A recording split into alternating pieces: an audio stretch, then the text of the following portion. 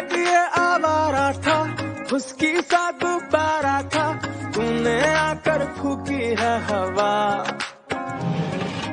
तू है तो सब भंडर है, वरना सब बिलंडर है।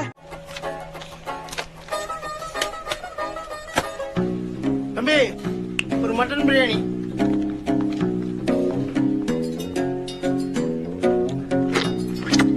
हेलो मेरे प्यारे दोस्तों, आज हम बात करेंगे कालीधर लापता मूवी रीमेक है कि नहीं। वीडियो शुरू करने से पहले वीडियो को एक प्यारा सा लाइक कर दो। तो चलो फिर वीडियो शुरू करते हैं। क्या आपने कभी सोचा है एक फिल्म रीमेक क्यों बनती है? क्यों कोई डायरेक्टर अपनी फिल्म को दूसरी भाषा में फिर से बनाता है? क्या ये सिर्फ पैसे कमाने का तरीका है या कोई और भी वजह है? आज हम बात करेंगे कालीधर लापता के बारे में। अभिषेक बच्चन की ये फिल्म असल में तमिल की मशहूर फिल्म के.डी. करपू दुर्राई की हिंदी रीमेक है, लेकिन ये सिर्फ कॉपी नहीं, इसके पीछे छुपे हैं कुछ बेहद अहम सवाल, गहरे भाव और समाज पर कड़वी सच्चाई। तो चलिए आज करेंगे इसका पूरा विश्लेषण, कहानी से लेकर हर छुपे हुए राज तक। दोस्तों सबसे पहले बात करेंगे रीमेक का मतलब क्या होता है। रीमेक यानी कहानी वहीं फिर से दोहराई जाए, लेकिन नई भाषा, नई ऑडियंस और नए कल्चर के हिसाब से। भारत में रीमेक कोई नई चीज नहीं है। सलमान खान की वांटेड साउथ फिल्म पोकरी की रीमेक थी, दृश्यम मलयालम की रीमेक थी, और लोग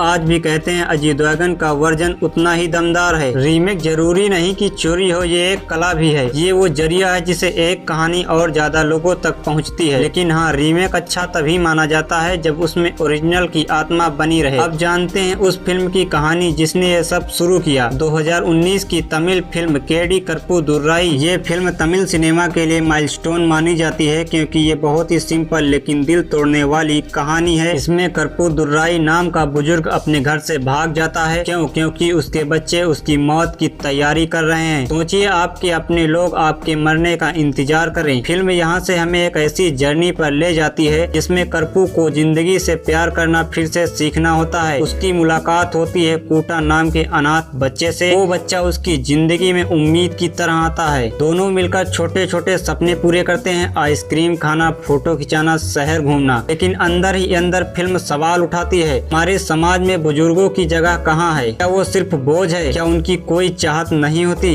इस फिल्म को कई नेशनल और इंटरनेशनल अवार्ड भी मिले हैं। मंदुमिता नाम की डायरेक्टर ने इसे बहुत ही संवेदनशीलता से बनाया है, और फिर उन्होंने सोचा इसे पूरे भारत तक पहुंचाना चाहिए। और यही सवाल हम कालीधर लापता पर आज पूछेंगे, क्या इसमें आत्मा है? अब आते हैं हिंदी रीमेक पर कालीधर लापता। डायरेक्टर वही मंदुमिता, यानी ये कोई बाहरी प्रोड्यूसर या डायरेक्टर ने नहीं बनाया, खुद उस कहानी की क्रिएटर ने ही हिंदी में इसे पेश किया है। इस बार लीड रोल में अभिषेक बच्चन है, वो करपू दुर्राई के रोल को निभाते हैं, यानी कालीधर। कहानी वही एक बूढ़ा आदमी जिसे लगता है उसकी जिंदगी खत्म हो गई है, उसका परिवार उसके जाने का इंतजार कर रहा है। वो सब छोड़ छाड़ कर भाग जाता है और फिर मिलता है एक बच्चे से। दोनों एक अनोखी दोस्ती बनाते हैं जो फिल्म का दिल है। लेकिन हिंदी वर्जन में कहानी को उत्तर भारतीय रंग दिया गया है, लोकेशन बदले गए, डायलॉग्स हिंदी बेल्ट के हिसाब से लिखे गए, म्यूजिक में सूफी और फोक टच डाला गया। फिल्म में अभिषेक बच्चन का लुक, उनकी बॉडी लैंग्वेज, सब कुछ एक थके हुए टूटे हुए बुजुर्ग जैसा दिखाया गया है, और बच्चे का मासूम किरदार इसे बहुत इमोशनल बना देता है। अब सबसे दिलचस्प हिस्सा, दोनों फिल्मों की डीप तुलना। आइए सीन बाई सीन देखते हैं। पहला सीन, भागने का सीन। तमिल फिल्म में गाँव की मिट्टी, पुराने घर, दीपक। हिंदी में कच्ची सड़कें, चूल्हा और देसी माहौल। दूसरा सीन, पहली मुलाकात, कुंटा विश। हिंदी बच्चे में एक्टिंग स्टाइल का फर्क। तीसरा सीन, रोड ट्रिप। तमिल में लोकल ट्रक, हिंदी में छोटे गांव की बस। चौथा सीन, गाने। तमिल में देसी लोकल गाने, हिंदी में सूफी और क्वालिटी। पांचवा, हॉस्पिटल सीन। दोनों में इमोशनल हाइट, हिंदी में थोड़ा और मेलोड्रामा। छठा सीन, क्लाइमेक्स। तमिल में ज्यादा रॉ और ओपनिंग एडिटिंग, हिंदी में थोड़ा उम्मीद छोड़ता है। सातवां, ह्यूमर। तमिल में स्लैपस्टिक हल्का, हिंदी में डायलॉग बेस्ड। आठवां सीन, बच्चे की पर्सनैलिटी। तमिल में शरारती और कच्चा, हिंदी में थोड़ा मासूम और गहरा। नवा, रंग और लाइटिंग। तमिल में अर्थ टोन्स, हिंदी में वार्म येलो ऑरेंज फिल्टर। 10वां सीन, डायरेक्टर का टच दोनों में है, लेकिन हिंदी में ज्यादा पॉकेट फ्रेंडली बना दिया गया है। ये सब दिखाता है रीमेक होने के बावजूद कहानी की आत्मा को बचाया गया है, लेकिन उसे हिंदी ऑडियंस के लिए सुलभ भी बनाया गया है। अब बात करते हैं उन छुपे हुए मतलबों की जो शायद पहली नजर में आपको न दिखे हों। लापता शब्द सिर्फ गायब होना नहीं, समाज से उसकी अहमियत गायब होना। बच्चा इंसान की मासूमियत और उम्मीद का रूप बनकर आया है। बूढ़े की आंखें